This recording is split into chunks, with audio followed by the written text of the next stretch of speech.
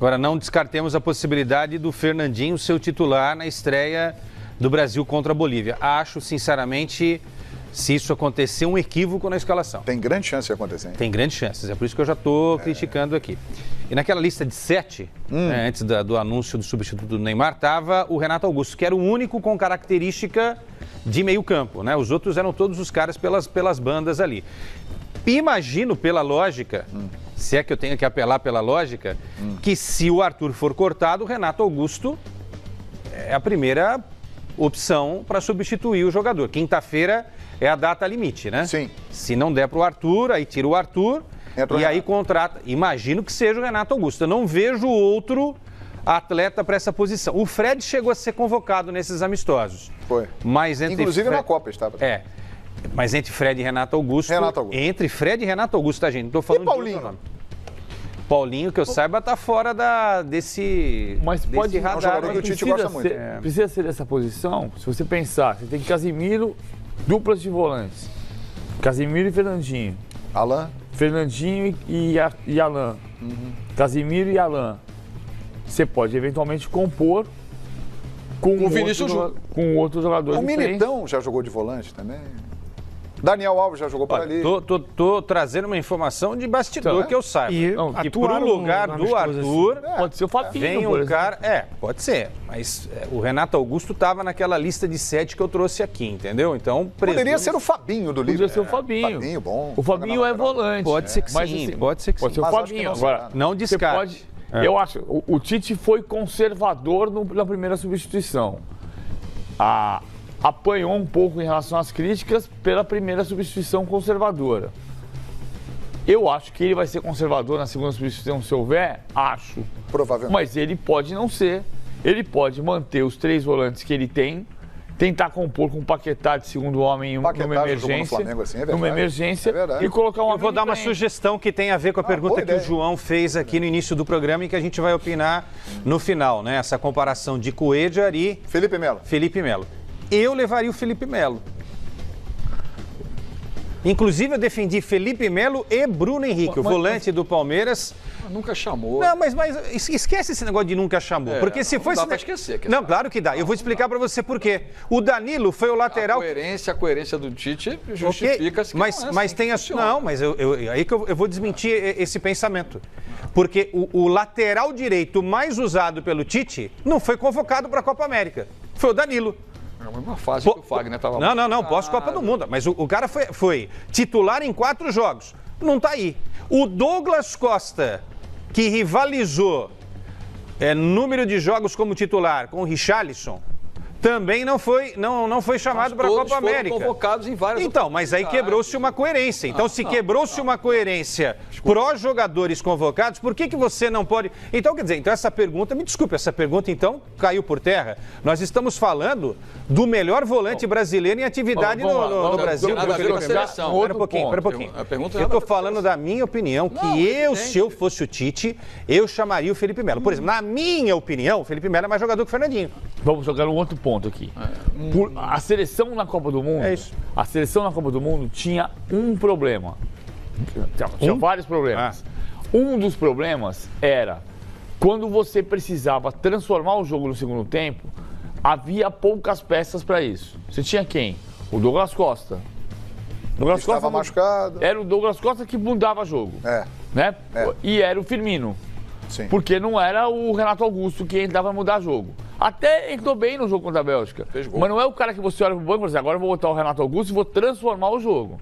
Ele até entrou bem contra a Bélgica. Entrou bem contra a Bélgica. Gol, né? Mas ele quase transformou o jogo. Sim, tudo bem. Ele quase fez o segundo gol da partida. Quando você olhava pro banco, você não tinha elementos que você dissesse, eu posso fazer isso, posso fazer isso, posso fazer isso, posso fazer isso. E agora tem, BBC? Agora é o mesmo problema. Se eu trago o Felipe Melo... Só defende. Eventualmente pro lugar do Arthur, porque ele não sabe se o Arthur vai ser cortado, eu vou ter o mesmo problema agravado. Só defende. Porque hoje você olha pro banco de reservas, o Firmino vai ser titular. Quem é que muda jogo na seleção brasileira? O David Neres titular. O Richarlison titular. O Everton muda jogo? Só se ele virar jogador de seleção de fato. Ele entrou bem no jogo de domingo contra Honduras.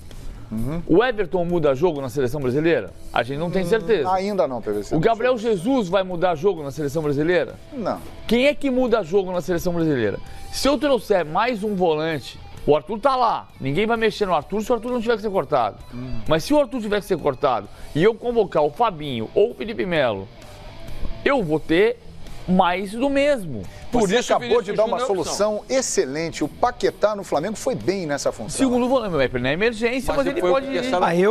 Eu começaria com ele nesse jogo contra a Bolívia. Começaria. Com o Paquetá? Com o Paquetá. Ali naquela posição do Arthur? Não, aquela ideia que o Quesada deu de início de escalação, só com um volante. Isso eu concordo. Para o jogo contra a Bolívia na estreia, o Arthur... tomara que ele continue na seleção, se recupere, torço muito por isso, fiquei muito preocupado quando eu vi a saída dele de campo, pela minha leitura, pela minha experiência como ex-jogador, o choro dele e tal. No domingo mesmo na UPA eu já falei, fiquei preocupado. Né? É sério. Mas não a ponto de corte. Eu espero que ele não seja cortado, se recupere porque é um jogador importante. Mas ele não vai jogar esse primeiro jogo. Não, tá fora. Então, assim, o Paquetá faz essa função, ele recompõe rapidamente como um segundo homem, né? Então, o Tite já jogou muito com essa formação 4-1-4-1, né? Então, poderia jogar aí o Richarlison... Felipe Coutinho, hein? Boa. Richarlison, Felipe Coutinho, Paquetá e David Nery, ou o Everton Cebolinha, e o Firmino ou o Gabriel Jesus na frente, que ele tem essas dúvidas, e o primeiro volantão Casemiro e a linha de 4 atrás dele. Eu, como comentarista e se fosse o treinador, iria para esse primeiro jogo que eu não tenho o Arthur com essa formação. Nem colocaria um outro volante. Apesar que o Alan, né, tem essa característica de chegar, de sair de um 4-2-3-1 para um 4-1-4-1.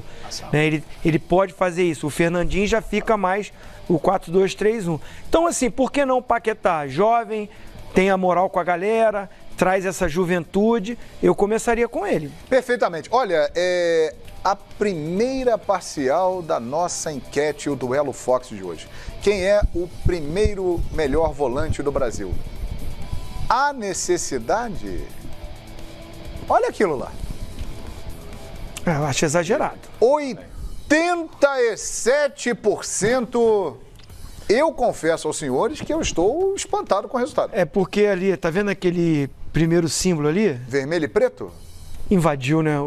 A nação? A nação invadiu. Rapaz. Invadiu aí o Twitter. Ainda não acabou. Alô, nação alviverde, reaja. Falta o... Mas assim, eu esperava até uma vitória do Cuejá. Agora, 87-13, lembrando que a vitória não está consumada. O programa vai até às 8 da noite. Mas, por enquanto, uma paulada, hein, a favor do Cuejá. Eu nunca vi uma enquete assim aqui, Rapaz, por enquanto. Muito bem. Você lembra de alguma... 87-13. Para o Cuejá, a nossa enquete continua valendo. Quem é o melhor volante da atualidade no Brasil? Agora, nós vamos... Passaporte em dia de todos. Não teremos problemas na alfândega. Tudo vacina liberado. Amarela também. O certificado internacional de vacinação. Tranquilo. Tudo certinho. Podemos viajar? Vamos embora.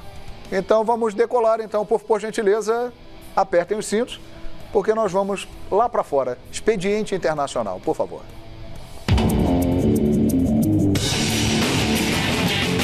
Eu sou motoboy aqui em Londres e hoje tem uma semana que eu tô aplicando o que eu aprendi no curso do professor João. Eu vou mostrar na tela para você agora quanto que eu já fiz. 3.200 em uma semana, 537 só hoje de vendas e ontem 414. Professor João, Deus te abençoe, muito obrigado. 3 meses atrás eu mal sabia mexer em Facebook. Olha só esse resultado.